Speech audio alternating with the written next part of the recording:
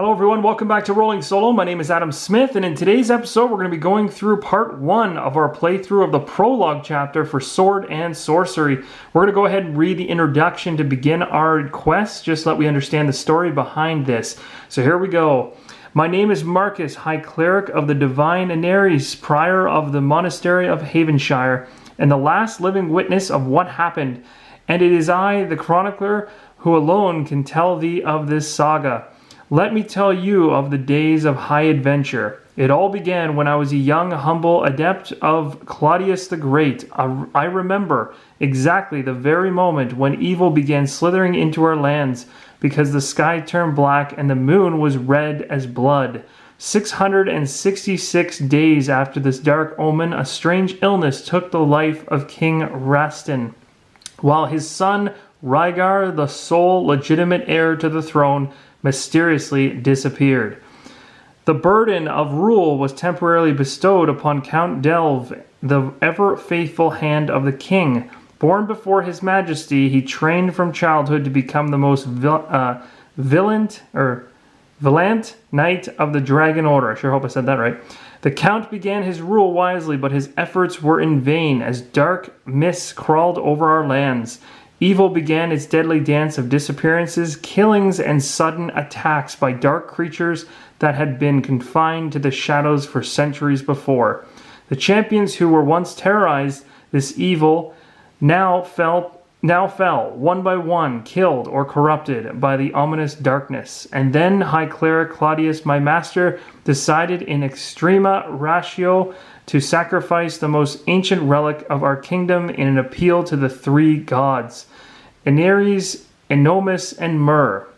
He summoned the souls of the most valiant heroes ever to walk upon this hallowed ground. The power spell conjured a lightning bolt that streaked high across the sky, but while the ceremony was in progress, screams from the city warned us of the gremlins' attack. Alright, so there we go. That's the introduction for this particular scenario. And we're going to go ahead real quick, and I'm also going to read the beginning of this particular prologue introduction going into this one.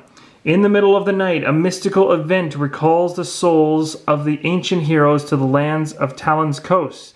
Their eyes still see the world as ethereal, veiled with a white mist. An invisible force leads the heroes to a specific point, a city not far from the Havenshire Monastery. Their current location, still shaken and weak following the resurrection ritual, they start the journey when the voice of the High Cleric echoes in their minds. All praises to the three gods for this. The spell succeeded. Quickly, come closer to the altar, gather the weapons I left, and reach the main aisle in our cathedral. And that is going to be story event 2. We are in peril.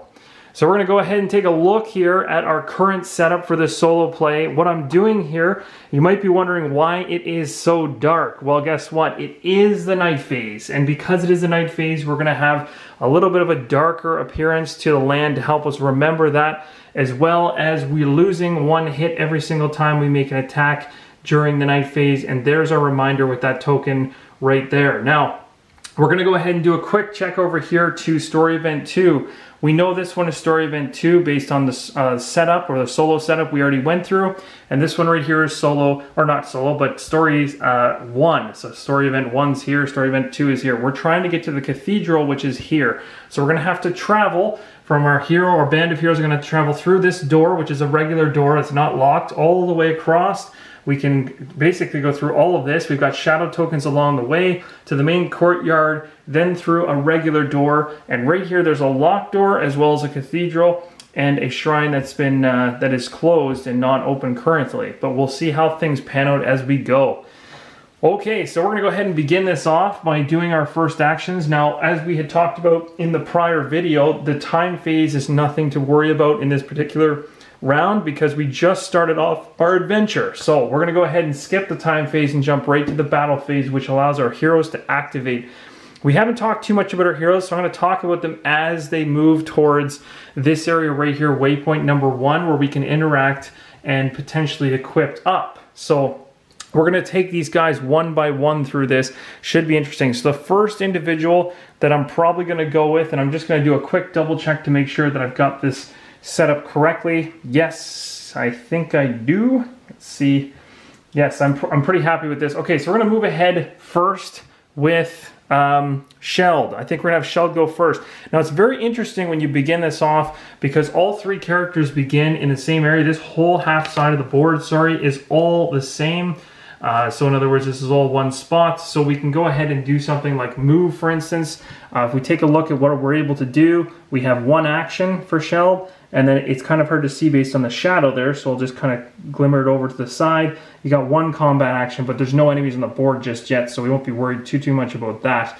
Our priority right now is to really get to this middle area, which is its own area by itself, and then actually go ahead and potentially move into it. So every movement activity we can actually do can be intermingled with actions and free actions, but not combat. We know that this guy has, or Sheld, the Berserker, has 3 movement. So I'm going to use one of his movement to move him to this location here.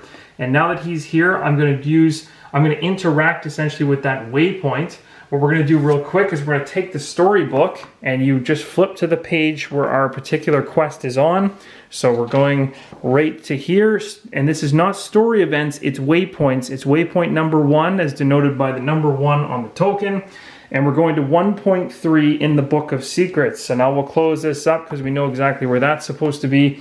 And we'll grab the Book of Secrets. And without spoiling anything, I'm just going to read it to you instead of showing you because you'll see more than you want to see. Waypoint 1 says, some old weapons lie near the altar. Once per quest, each hero moving over this waypoint can spend 1 action to draw and equip up to 3 item cards of his choice from the stash deck. Okay, so what we're going to go ahead and do is we can actually go ahead and grab this stash deck, and we're going to have Sheld go take a look to see what he can find in this stash deck. And this is where things get interesting because I've gone ahead already and done the legwork of picking which of my characters are going to have certain items, but there are restrictions in that. We have to remember that Sheld is a Berserker, so he has the Strength rune. We're going to have to focus and only equipped items with the Strength rune.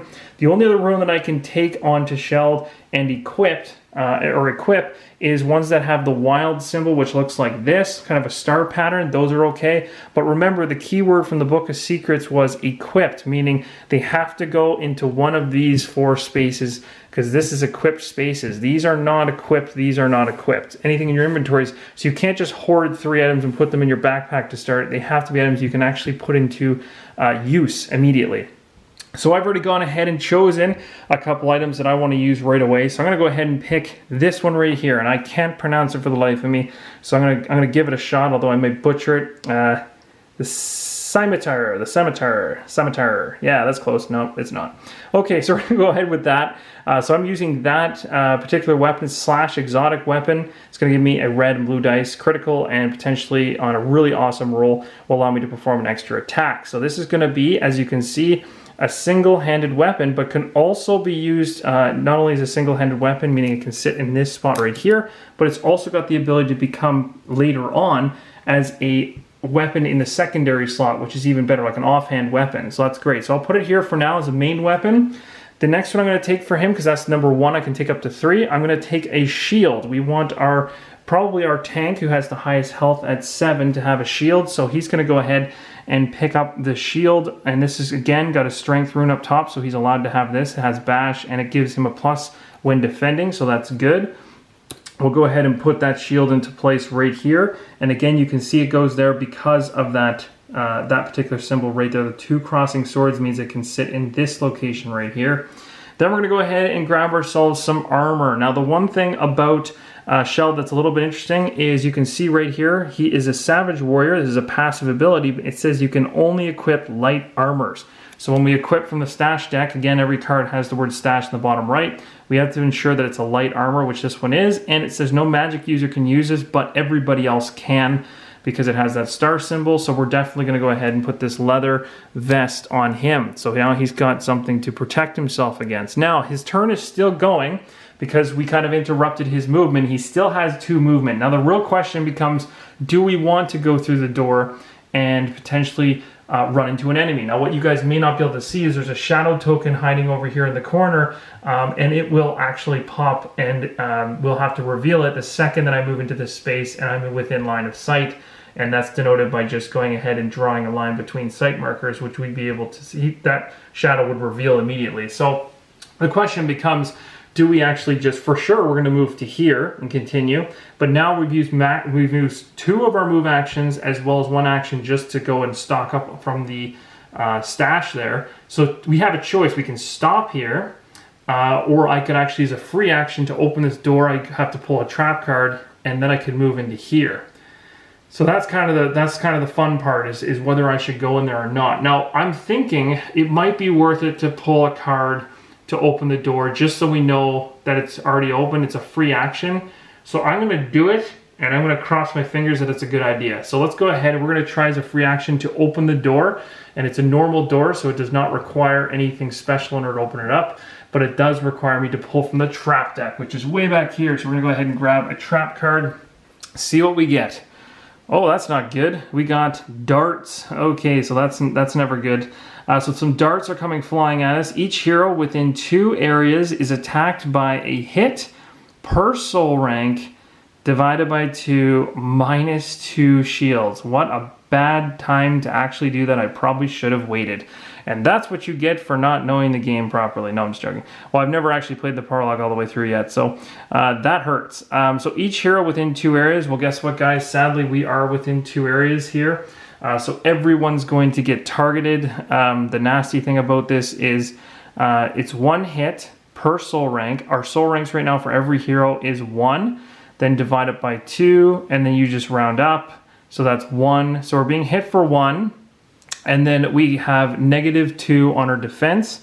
So when I come over here to Shelled, he actually has a +1. So basically what it's doing is this is negating. These darts are negating any armor that we pretty much have, because nobody else has armor any better than 2 right now. So armor is gone out of the question. The only thing we can potentially do now is to roll defense dice based on any kind of, defense we have on him. And sadly, Sheld is the only one that has leather vest, so he can roll for each hit. So he's gonna roll 1 blue for the 1 hit that's coming at him for the dart. That may seem odd, but in this game, you don't roll the total number that's shown here. You roll up to the total number. So I'm gonna be rolling 1 blue here to prevent this, hoping for a shield, and I didn't get it. Okay, so that's not good.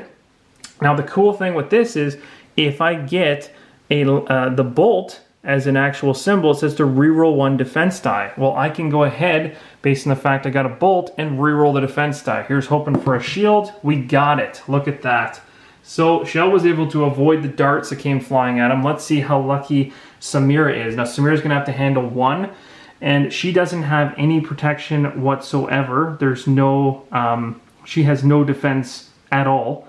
Now the thing is, she just isn't wearing any armor. And so because she's not wearing any armor, she's going to inflict 1 damage because she doesn't have any armor on her and she doesn't have anything that can allow her to roll defense dice yet. So that's going to cause her to inflict a wound, and then another wound is going to be thrown up against Almanor over here. He's going to get hit as well. So that's kind of, it was a really bad on my part to try to open the door before they had their armor on, because you can see how that went south. But you know what? That's a perfect example of what you should and should not do.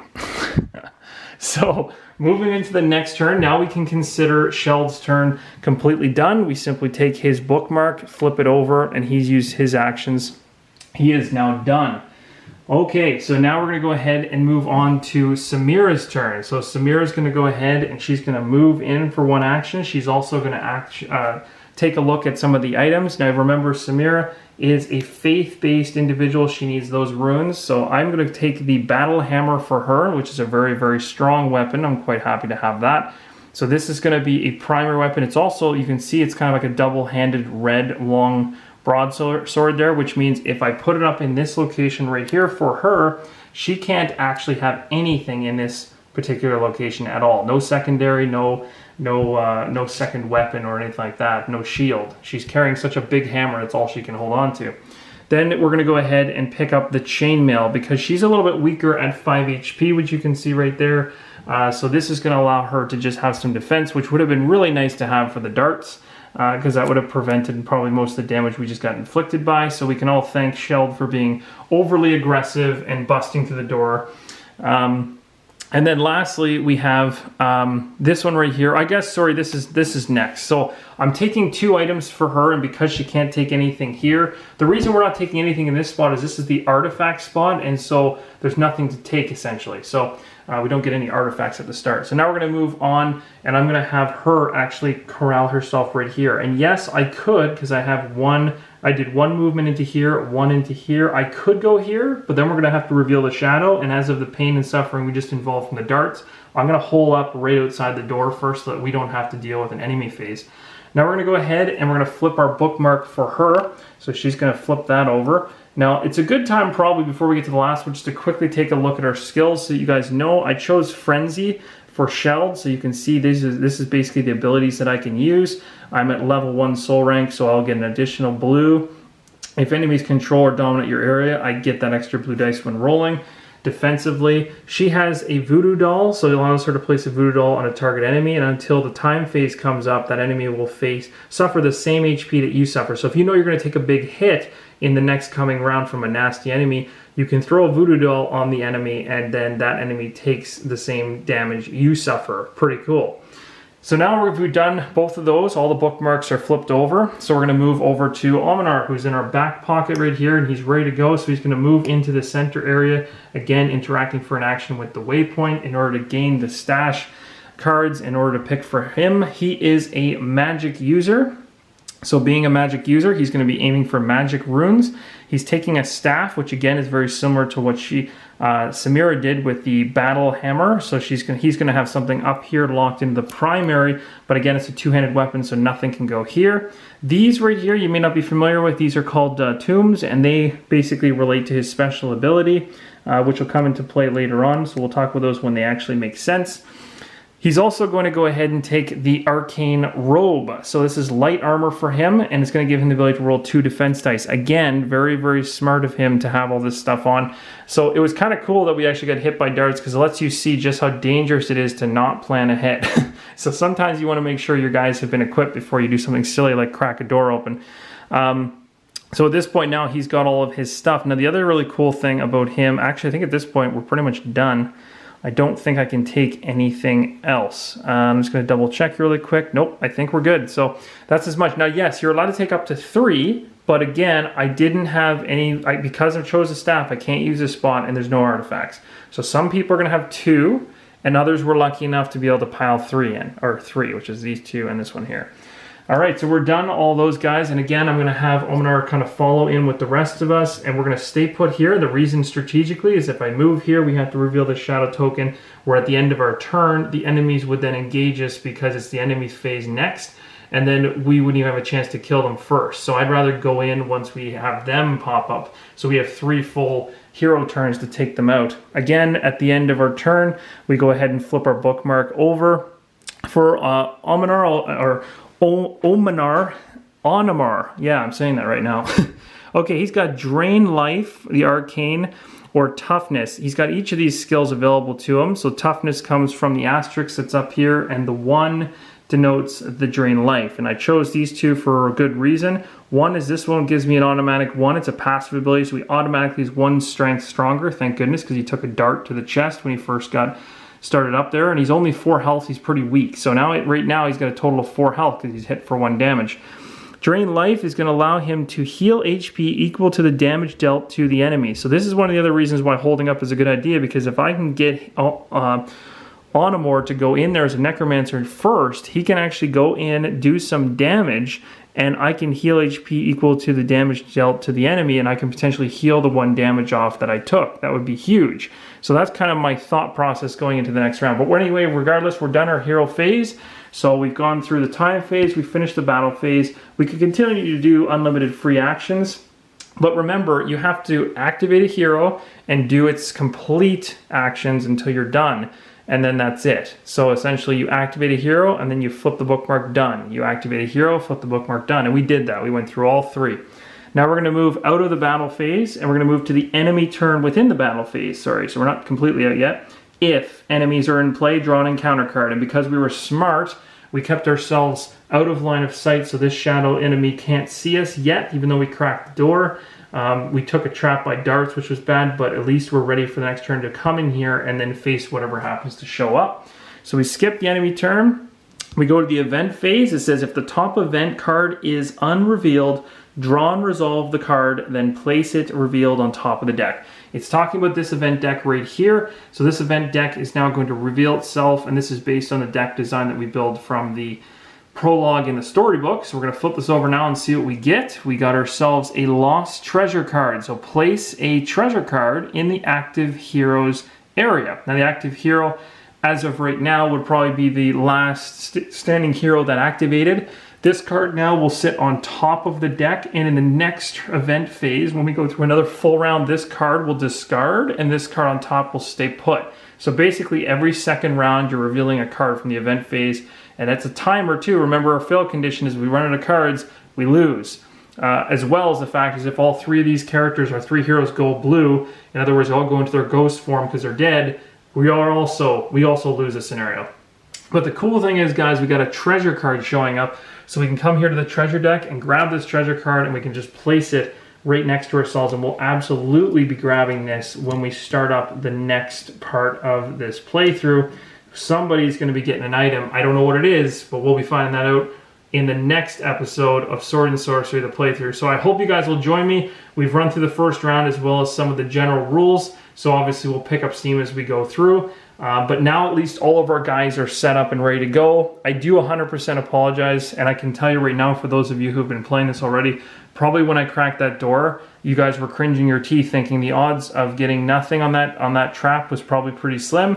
Wasn't really a wise decision, but I did want to show you, I did it on purpose because I did want to actually show you what can actually go wrong there if you don't strategize and you don't think before you move. So you'll see how that plays out even more so when we start revealing enemies. There's an enemy shadow token here, here, and then two over here. So things are going to get real interesting as we go through this. I hope you guys will join me in the following episodes. Give me a thumbs up if you like what you've seen so far. If you have any questions whatsoever, fire them in the comments below, and I will do my best to answer them. Until the next time, guys, keep on rolling solo.